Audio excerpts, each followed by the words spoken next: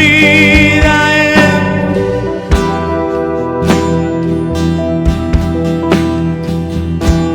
y haz en mí lo que tú quieras.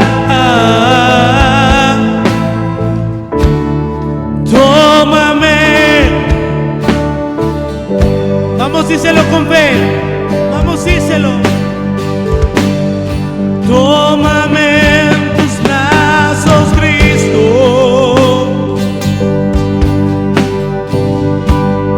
Toma mi vida en tus manos, Señor. Te adoramos a ti y haz en mí. Tómame, aquí estoy. Tómame.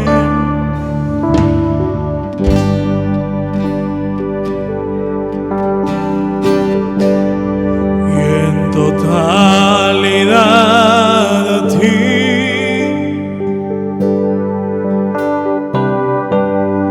rindo alma y corazón.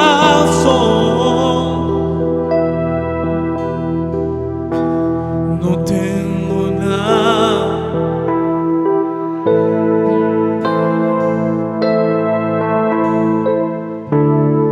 tómame. Esta oración y tómame en tus brazos.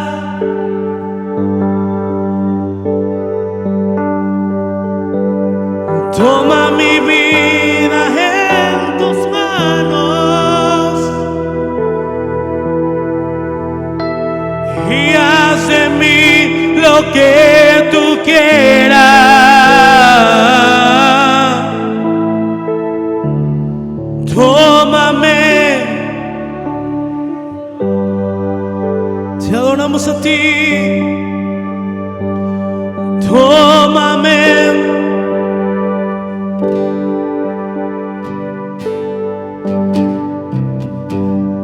toma mi vida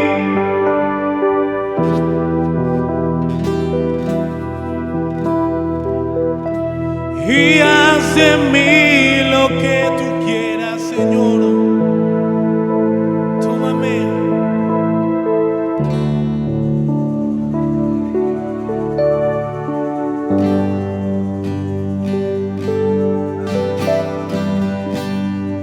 ¿Alguien le puede dar una ofrenda de palmas? Buenos días tengan todos, Dios les bendiga. Es un gusto, un privilegio poder estar en este lugar para adorar y glorificar al Señor, y damos gracias a Dios por la vida de cada uno de ustedes, por cada familia y por cada persona que hoy nos visita por primera, por segunda, por tercera, por quinta vez. Me da gusto ver a familias que ya tenían ratito que no venían, pero ya están aquí. Un aplauso para todos ustedes. No es que quiera evidenciarles, sino que me lleno de gozo y por eso no puedo pasar por alto mencionarlo. Les recordamos que estamos en una convocatoria de ayuno. La convocatoria fue desde la semana pasada. Les invitamos para iniciar 13 días de ayuno consecutivo todos los días. Pues ya vamos avanzando, ya está, la semana pasada pues ya pasó, pero si usted no pudo entrar porque no se enteró, porque lo que sea, tenemos esta nueva semana para que usted se integre. Vamos a cerrar, es decir, vamos a ayunar toda la semana. ¿Hasta qué hora vamos a ayunar? Hasta la hora que se lo ponga el Señor. No estamos limitando a nadie. El que quiera ayunar hasta las 3, 6 de la tarde puede hacerlo. Pero el que no esté tan acostumbrado y tiene miedo o es primera vez que lo va a hacer, pues puede hacerlo hasta las 11, hasta las 12, hasta las 10, hasta la 1, no sé. Cada quien conoce su organismo y además la intención del corazón.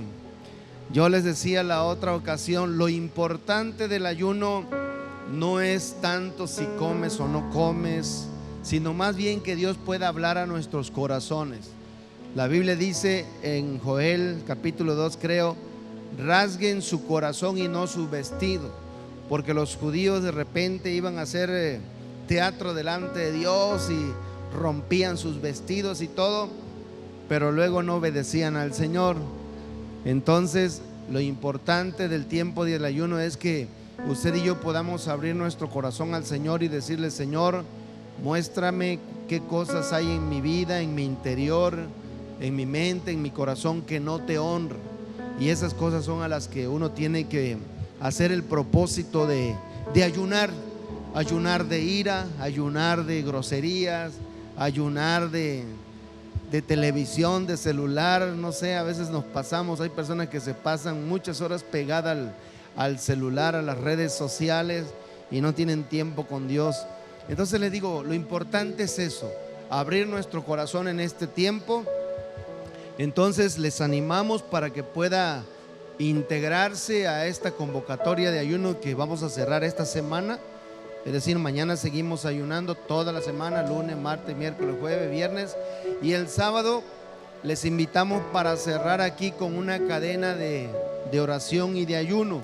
Es decir, estamos convocando el sábado a las 6 de la mañana, desde las 6 hasta las 12 del día vamos a tener cadena de oración y vamos a estar ayunando también, y aquí vamos a entregar el ayuno.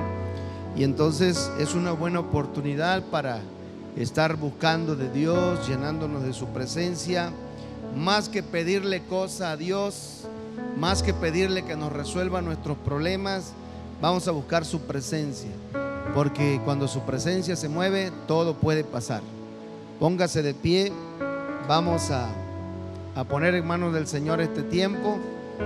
Padre, te damos gracias en esta mañana, en esta tarde. Ponemos en tus manos este tiempo, Señor, del mensaje de tu palabra, y te pedimos, Padre eterno, que tu Espíritu nos revele tu verdad. En el nombre de Jesús, amén. También oramos, Señor, por la vida de nuestra hermana Petty, que se encuentra delicada de salud. Hoy te pedimos, Dios de gloria, que envíes tu mano de sanidad sobre su cuerpo. Restaura cada parte de su organismo, limpia sus vías respiratorias, desinflama sus pulmones, sus bronquios, sus alveolos, Señor. Fortalece su sistema inmunológico y que ella pueda recuperarse de esta situación. Y por todos aquellos que están enfermos, te pedimos que sean sanos en tu nombre. Gracias te damos, Dios de gloria, en el nombre de Jesús. Amén. Abra su Biblia, por favor. Abra su Biblia en el segundo libro de los Reyes. Quiero reiterar y quiero recalcar. Algunos dicen segunda de Reyes, primera de Reyes. No se dice segunda y primera porque no son cartas, son libros. Y en el español la gramática dice que femenino y masculino, pues ya sabemos, masculino es O, femenino es A. Entonces, como son libros, se dice segundo y primero. Yo sé que a muchos les he reiterado, ¿verdad? Pero la costumbre es más fuerte y se nos olvida y seguimos diciendo. Cuando se trata de cartas, ahí sí podemos decir segunda o primera, como las cartas de Corintios, porque son cartas, son femeninos. Pero los libros, Reyes, Crónicas y Samuel, que son libros, se dice primero y segundo, no primera y segunda. Bueno, solamente un dato. Si usted quiere seguir diciendo primera y segunda, que Dios le bendiga, sígale ahí. Usted como el de la canción, a lo mejor, ¿verdad? Así nací, así crecí y así me moriré. Espero que no. Segundo libro de Reyes, capítulo 17, versículo 24. Acompáñeme con su vista ahí, amigos de las redes. Segundo libro de Reyes, capítulo 17, versículo 24. Dice ahí la palabra de Dios en el segundo libro de Reyes 17, 24. Y trajo el rey de Asiria gente de Babilonia, de Cuta, de Aba, de Amad y de Sefarbaín, y los puso en las ciudades de Samaria en lugar de los hijos de Israel, y poseyeron a Samaria y habitaron en sus ciudades. Y aconteció al principio, cuando comenzaron a habitar allí, que no temiendo ellos a Jehová, envió Jehová contra ellos leones que los mataban. Dijeron pues al rey de Asiria: las gentes que tú trasladaste y pusiste en las ciudades de Samaria no conocen la ley del Dios de aquella tierra, y él ha echado leones en medio de ellos, y he aquí que los leones los matan, porque no conocen la ley del Dios de la tierra. Y el rey de Asiria mandó diciendo: lleven allí alguno de los sacerdotes que trajeron de allá, y vaya y habite allí, y les enseñe la ley del Dios del país. Y vino uno de los sacerdotes que habían llevado cautivo de Samaria, y habitó en Betel, y les enseñó cómo habían de temer a Jehová. Pero cada nación se hizo sus dioses, y los pusieron en los templos de los lugares altos que habían hecho los de Samaria, cada nación en su ciudad donde habitaba. Los de Babilonia hicieron a Sucot Benot, los de Cuta hicieron a Nergal, los de Amat hicieron a Asima, los sabeos hicieron a Nibhaz y a Tartac, y los de Sefarbaín quemaban sus hijos en el fuego para adorar a Adremelech y a Namelech, dioses de Sefarbaín. Y temían a Jehová, e hicieron del bajo pueblo sacerdotes de los lugares altos, que sacrificaban para ellos en los templos de los lugares altos. Temían a Jehová. Y vea lo que dice la Biblia y ponga atención en ese versículo. Ahora te lo vamos a explicar. Temían a Jehová y honraban a sus dioses, según la costumbre de las naciones de donde habían sido trasladados. Hasta hoy hacen como antes. Ni temen a Jehová, ni guardan sus estatutos, ni sus ordenanzas, ni hacen según la ley y los mandamientos que prescribió Jehová a los hijos de Jacob, al cual puso el nombre de Israel, con los cuales Jehová había hecho pacto y les mandó diciendo: no temerán a otros dioses, ni los adorarán, ni les servirán, ni les harán sacrificios, mas a Jehová, que les sacó de la tierra de Egipto con grande poder y brazo extendido, a este temerán, y a este adorarán, y a este harán sacrificio. Los estatutos y derechos y ley y mandamientos que les dio por escrito, cuidarán siempre de ponerlos por obra, y no temerán a dioses ajenos. No olvidarán el pacto que hice con ustedes, ni temerán a dioses ajenos, mas teman a Jehová su Dios, y él les librará de mano de todos sus enemigos. Puede sentarse. Ahí le dejo de tarea que lea usted todo el capítulo en su casa. Yo voy a tratar de explicarle, ¿verdad? Para que el Espíritu Santo hable a nuestras vidas. Pero en el contexto de este capítulo 17 del segundo libro de los Reyes, ¿por qué se le llama libro de los Reyes? Porque en estos libros está escrito la historia de cada uno de los reyes de Israel. Recuerde que ese era el tipo de gobierno, la monarquía.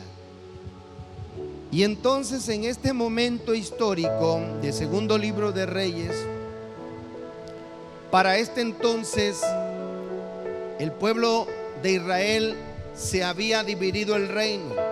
Si usted lee la historia de los reyes, unos capítulos más antes, se va a dar usted cuenta que, por ejemplo, el primer rey de Israel fue Saúl. El segundo rey de Israel fue el rey David. Y el tercer rey de Israel fue Salomón, el hijo de David.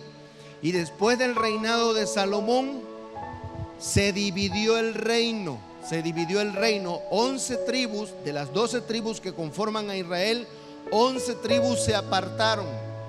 Y solo Judá, la tribu de Judá, quedó plantada en Jerusalén. De manera que después de Salomón se dividió el reino, y habían como que dos territorios, y habían dos reyes. Uno que reinaba sobre las 11 tribus y otro que reinaba sobre la tribu de Judá solita. Entonces, para este momento histórico del segundo libro de Reyes, capítulo 17, el rey que estaba en turno sobre Israel era Oseas. y el rey que estaba en turno sobre Judá en Jerusalén era Acaz. Y dice la historia de la Biblia, que se lo dejo en su casa para que lo lean, no lo vamos a leer todo, que empezaron a hacer lo malo los hijos de Israel. Y dice la Biblia que empezaron a hacer cosas muy malas. ¿Cómo eran las cosas? Muy malas.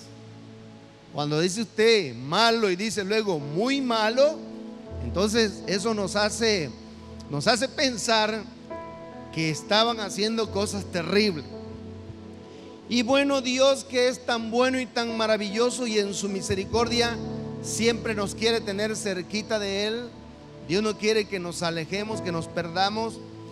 Dios usó al rey de Asiria en este momento histórico que se llamaba, si no mal recuerdo, aquí se llamaba Salmanasar. Y ese rey de Asiria se levantó contra Israel y fue y la sitió, fue, la invadió, la atacó, los vencieron y se llevaron cautivos a todos los de Israel, junto con su rey, el sacerdote, el rey Oseas. Se los llevaron cautivos a Asiria, de manera que Samaria, que era donde estaba el trono del reino de Israel, toda esa zona quedó despoblada porque se llevaron cautivos a las 11 tribus de Israel, que fue el versículo con el que empezamos leyendo, versículo 24 de Segundo Reyes, y dice: y trajo el rey de Asiria gente de Babilonia, de Cuta, de Aba, de Amad y de Sefarbaín, y vea lo que dice ahí, y los puso en las ciudades de Samaria en lugar de los hijos de Israel, y poseyeron a Samaria y habitaron en sus ciudades. Como el rey de Asiria, Salmanasar, había vencido a Israel y a su rey, se los llevaron cautivos a Babilonia.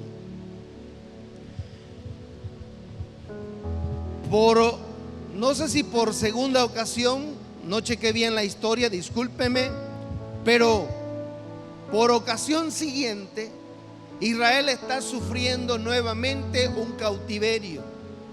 Israel está siendo sometida nuevamente a esclavitud. ¿Por qué nuevamente? Porque si usted ha leído la historia, recuerde que Israel estuvo 400 años viviendo en esclavitud bajo el dominio de Faraón en Egipto. Si usted ha leído la historia, y recuerde que Dios levantó a Moisés y bajo el liderazgo de Moisés le trajo libertad al pueblo hebreo. Lo sacó de la esclavitud de Egipto, atravesaron el desierto, pasaron el mar rojo en seco y todo ese asunto, ¿verdad? Bueno, ya habían sido liberados de la esclavitud, ya habían sido liberados del cautiverio. Y en esta ocasión Israel vuelve a la misma situación. Me viene a la memoria aquel proverbio, y que está muy fuerte. No tengo la cita, pero ahí el Señor se las va a mostrar. Perdónenme que no la buscara, ¿verdad? Porque me la puso ahorita el Señor. Y dice el proverbio: como el perro se vuelve a su vómito y como la puerca lavada se vuelve al lodo, así eres tú, Israel, le dijo el Señor al pueblo, ¿verdad? Pero muchas veces también nos puede estar pasando a nosotros, hermanos, amigos y hermanos de las redes, nos puede estar pasando. Entonces, nuevamente Israel estaba siendo sometida a cautiverio. Ya había sido liberada de la esclavitud y ahora nuevamente estaba siendo sometida a esclavitud. ¿Sabe? A veces nos pasa de que nosotros estamos caminando con Dios. A veces nos pasa de que nosotros estamos sirviéndole a Dios. A veces nos pasa de que nosotros estamos conociendo de Dios y vamos caminando bien. Y de repente empezamos a, como dice la Biblia en hebreo, empezamos a deslizarnos. Empezamos a enfriarnos poco a poco, empezamos a distanciarnos de Dios, empezamos a perder esa comunión con Dios, dejamos de orar, dejamos de leer, dejamos de congregarnos, dejamos de predicar el Evangelio. Y luego hasta nos parece cosa ligera los mandamientos de Dios y se nos hace fácil de repente ignorar los mandamientos de Dios. Y cuando venimos a ver, de repente ya estamos otra vez esclavizados en el pecado. Después de haber experimentado la libertad, como dice la palabra de Dios. Lo mismo le estaba pasando a Israel. Había sido liberada de la esclavitud y ahora nuevamente está bajo esclavitud. Se lo lleva el rey asirio, se lo lleva al cautivo, quién sabe a dónde. Y este rey trae nuevos colonos para poblar Samaria. Y entonces cuenta la historia que trajo habitantes de Cuta, de Aba, de Amad y de Sefarbaín. Pastor, ¿y de dónde es eso? De algún lugar del mundo, ¿verdad? Trajo gente de todo ese tipo de cosas. Y dice la Biblia que precisamente Dios mandó leones para que los atacara, porque esa tierra le pertenecía a su pueblo santo. Recuerde que cuando los sacó del cautiverio de Egipto, les prometió una tierra que fluía leche y miel, una tierra de prosperidad y de bendición. Pues ahora Israel había perdido esa tierra. Y eso nos pasa a nosotros, amigos y hermanos, amigos de las redes, que cuando nosotros abandonamos el camino de Dios, cuando nosotros nos volvemos a enredar en el pecado y nos volvemos a dejar que el pecado nos cautive, nos tome como esclavos, entonces empezamos a perder las bendiciones que Dios tiene en nuestras vidas, porque nos embarramos de pecado hasta las narices. Y entonces alguien le dijo al rey de Asiria: ¿sabes por qué los leones están atacando a los colonos que pusiste en Samaria? Porque no conocen al Dios de ese lugar. ¿Y quién era el Dios de ese lugar? Era Jehová de los ejércitos. ¿Sí? De una u otra manera, ese león en la Biblia tiene un mensaje simbólico, metafórico. Recuerde que al Señor Jesús también se le conoce como león de la tribu de Judá. Pero una de las características del león es que marca territorio. Sí, estamos de acuerdo con eso, ¿verdad? Marca y defiende su territorio. Bueno, no es que Dios estuviera peleando terreno, sino que estaba solamente advirtiendo que ese lugar le pertenecía a sus hijos, ¿no? El caso es que Samaria se pobla con habitantes de todo tipo. Y en el versículo 27 dice el pasaje que estamos leyendo en segundo libro de Reyes 17, versículo 27: el rey de Asiria mandó diciendo: lleven allí a algunos de los sacerdotes que trajeron de allá, y vaya y habite allí, y les enseña la ley del Dios del país. Y vino uno de los sacerdotes que habían llevado cautivo de Samaria, y habitó en Betel, y les enseñó cómo habían de temer a Jehová. ¿Sabe? Siempre habrá la necesidad de enseñarle la palabra de Dios a alguien. Siempre habrá la necesidad de enseñarle los estatutos, los mandamientos y los decretos de Dios a otras personas. Siempre habrá la necesidad de discipular a alguien. Siempre existirá la necesidad de predicar el evangelio a alguien que se está muriendo sumergido en el pecado, en la perdición, en la maldición. Siempre habrá la necesidad de enseñarle a alguien el camino de Dios, hermanos. El caso es que a esta gente se les enseñó la ley de Dios, se les enseñó el camino de Dios. Para este momento no podíamos decir que no tenían conocimiento de Dios, porque fueron a buscar un sacerdote judío para que les enseñara la ley de Dios. Y estas personas que estaban poblando nuevamente Samaria ya conocían la ley de Dios, porque un sacerdote les enseñó la ley de Dios, les enseñó a Dios y el camino. ¿Y qué pasó? Versículo 29: pero cada nación se hizo sus dioses y lo pusieron en los templos, en lugares altos que habían hecho los de Samaria. Cada nación en su ciudad donde habitaba.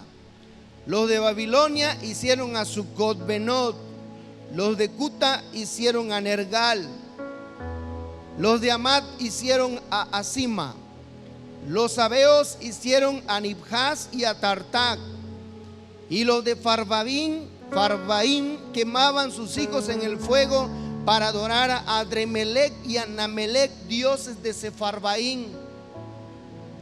Estas personas que estaban poblando nuevamente Samaria en lugar del pueblo de Israel, y que ya se les había enseñado la ley de Dios, ya se les había enseñado al Dios de todo el universo, Jehová de los ejércitos, dice que tenían conocimiento de Dios, pero cada quien mandó a hacer su Dios, ¿verdad? Y tenía su Dios. ¿Sabe?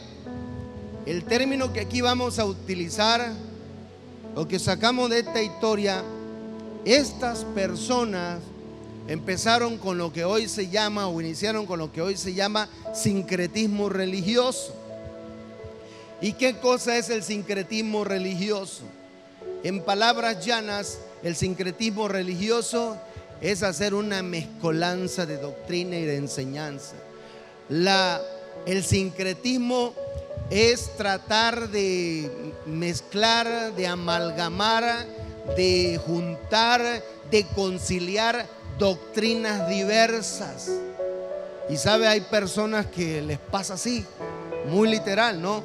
Porque hay personas que dicen, bueno, yo voy a escuchar a ver qué dicen los de acá, a ver qué dicen los de allá, a ver qué los dicen los de este otro lado, y de todo lo que yo escuche, pues ya hago mi conclusión y saco mi creencia, ¿no?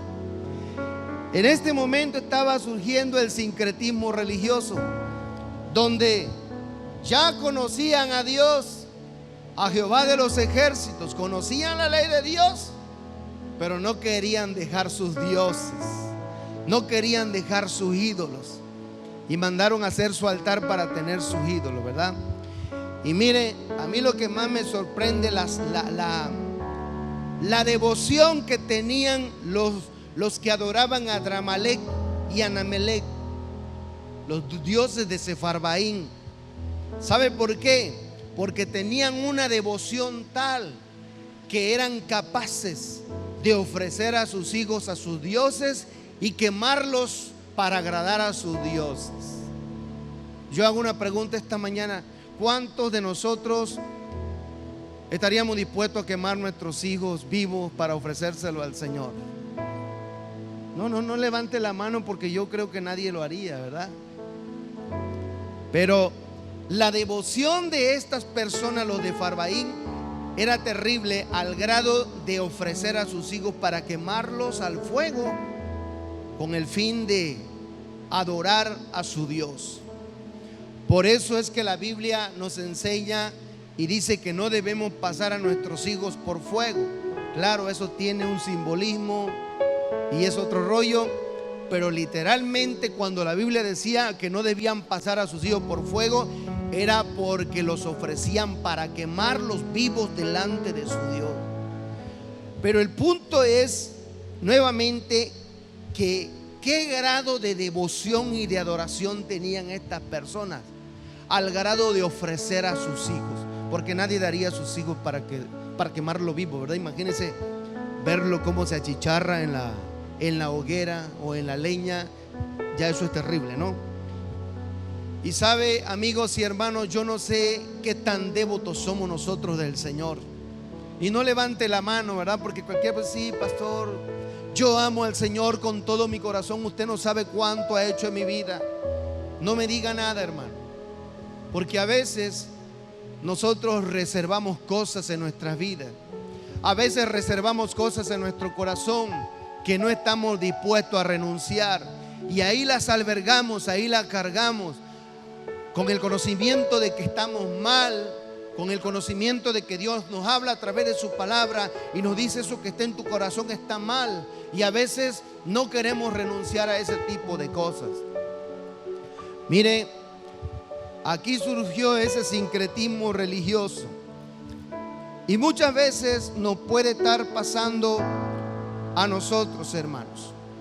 Pero vamos adelante y dice el versículo 32 y 33 del segundo libro de Reyes: temían a Jehová e hicieron del bajo pueblo sacerdotes de los lugares altos, que sacrificaban para ellos en los templos de los lugares altos. Y el versículo 33, ponga atención, dice: temían a Jehová y honraban a sus dioses, según la costumbre de las naciones donde habían sido trasladados. Y esto es lo que a mí me inquieta en lo personal. Cuando estaba leyendo este pasaje, me inquieta en mi espíritu, ¿verdad? Y yo espero que igual a ustedes, hermanos, amigos de las redes, hermanos de las redes, que el Espíritu Santo nos pueda estar moviendo. Porque estas personas que fueron a habitar a Samaria y que ya conocían a Dios y se les enseñó la ley de Dios, adoraban a Dios y adoraban a sus dioses. Decían que amaban a Dios, a Jehová de los ejércitos, pero seguían amando a sus dioses. Y a veces nosotros podemos estar incurriendo en esta misma situación. Quizás usted diga: pastor, pues yo ya quemé todas mis imágenes, ya quemé todas las esculturas, porque la palabra de Dios es clara y dice, ¿verdad? No te harás imagen ni escultura de ninguna cosa del cielo ni en la tierra, no le darás honra ni te inclinarás a ella. Pero sabe, amigos y hermanos, a veces hay ídolos internos, a veces hay dioses en el corazón, y el Espíritu Santo nos está hablando de eso, de los dioses que muchas veces traemos en el corazón. Porque voy a comentarle algunas de las cosas que el Espíritu Santo me puso. Estoy seguro que hay más, ¿no? Pero a veces hay personas que dicen: yo amo a Dios, amo a Jesucristo con todo mi corazón. Pero dice: pero también amo la cerveza, y me echo mi emborrachada, me echo mi embriagada, me echo mi copa. Pero está bien, dice: yo amo a Dios, yo amo a Jesús, pero sigue amando la borrachera. Y entonces estamos haciendo esa mezcolanza, como esta persona de aquí. Estamos haciendo ese sincretismo religioso. ¿Sabe? Porque Dios es claro en su palabra. Y Dios dice que los borrachos no van a heredar el reino de los cielos. Pastor, pero una no es ninguna. Bueno, está bien, si usted quiere aventarse una, está bien, ¿verdad? Pero la Biblia dice que los borrachos no van a heredar el reino de los cielos. Pero una no emborracha, pastor, pero por lo menos te va a calentar para que te aviente la segunda y la tercera, ¿verdad?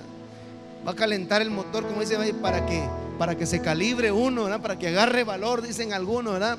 Sigue agarrando valor, que cuando venga a ver no va a tener valor ni para levantarte del suelo, ¿verdad? De tan borracho que está. No podemos seguir haciendo eso, hermanos. No podemos seguir haciendo eso. Quien haga eso está viviendo una doble vida, está viviendo una doble cara. Entonces tenemos que tener cuidado. Póngame atención por acá. La otra cosa, yo he visto personas, he visto cristianos entre comillas. Había una ocasión hace muchos años, un hermano, un muchacho, y yo lo logré ver, venía yo en un vehículo, lo logré ver así como ojo de águila, como a 100 metros o más lo logré ver, que tenía su cigarro en la mano. Pero cuando él me vio, quizá como a los 50 metros, que me logró percibir, digo, ahí viene el pastor, hizo la mano así y escondió el cigarro. Yo dije: ¿para qué se esconde de mí? Primera que ya lo vi.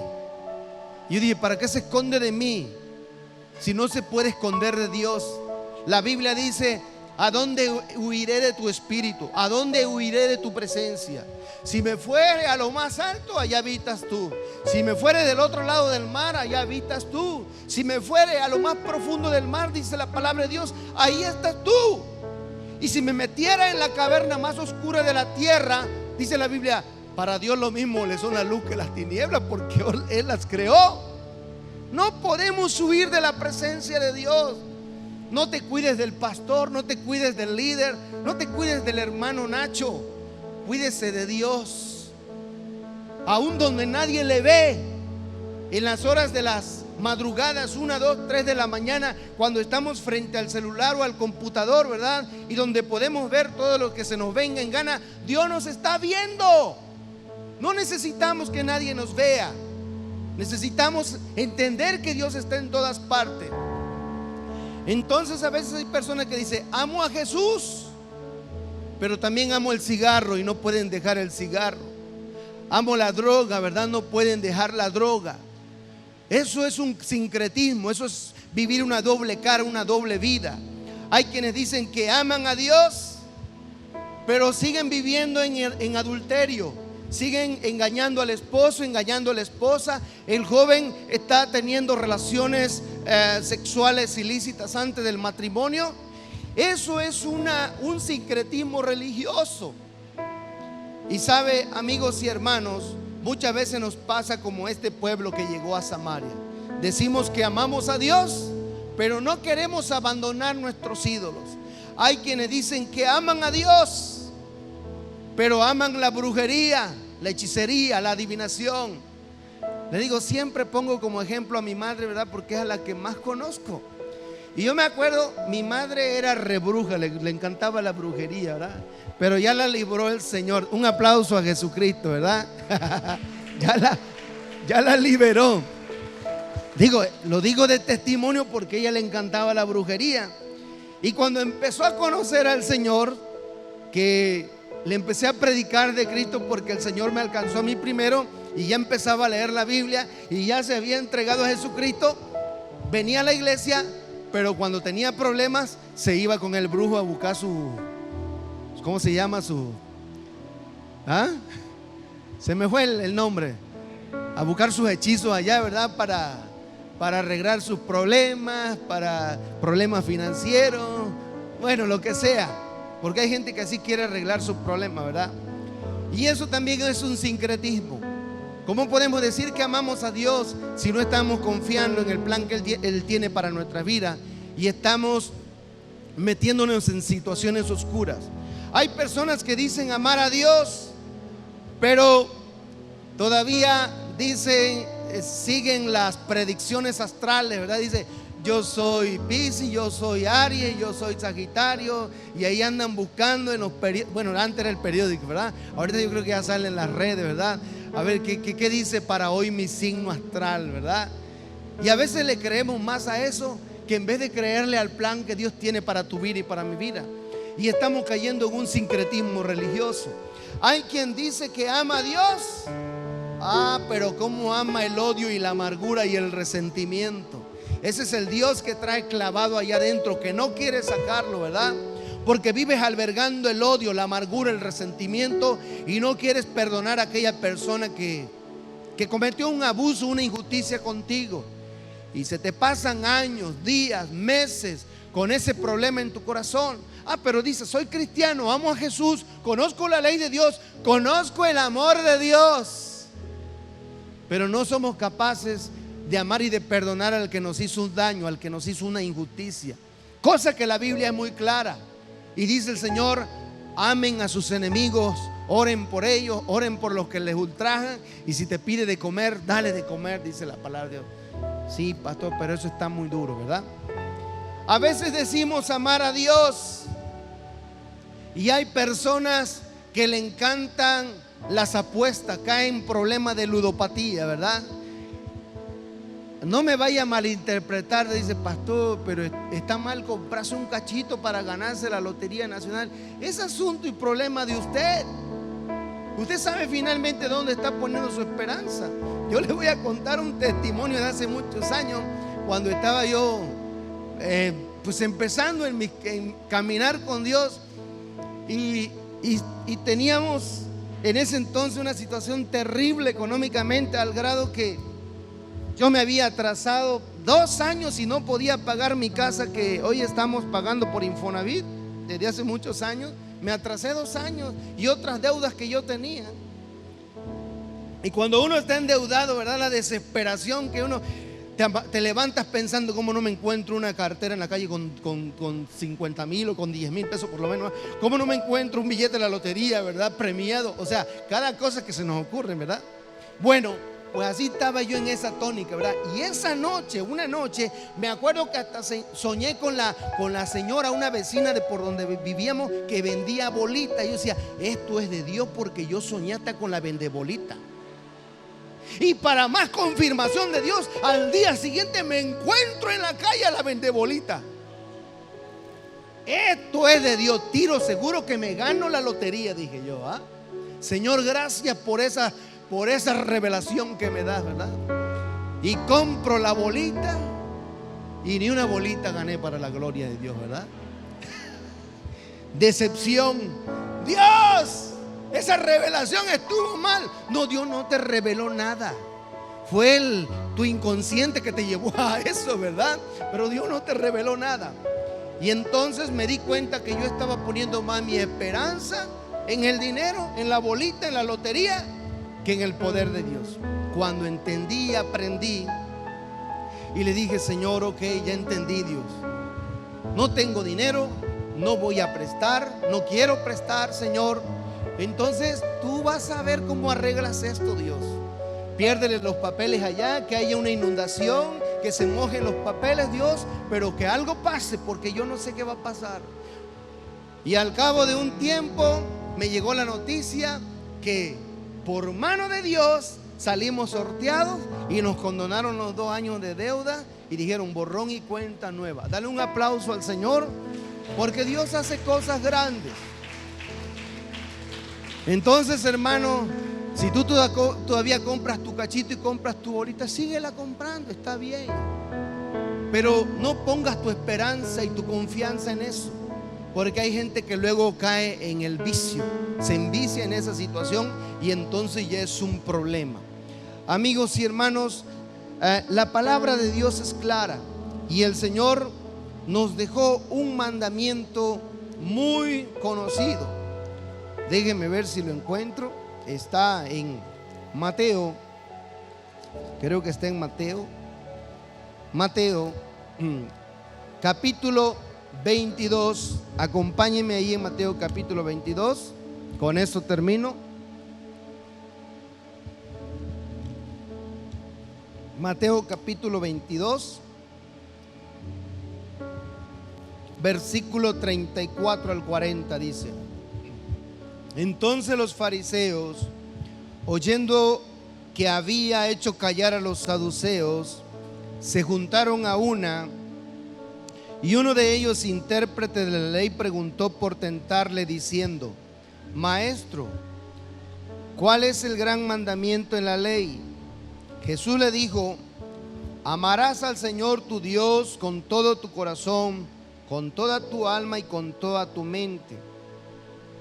Este es el primero y grande mandamiento. El segundo es semejante: amarás a tu prójimo como a ti mismo. De estos 2 mandamientos dependen toda la ley y los profetas. Dijo el Señor: amarás a Dios con toda tu alma, con toda tu fuerza, con todo tu corazón.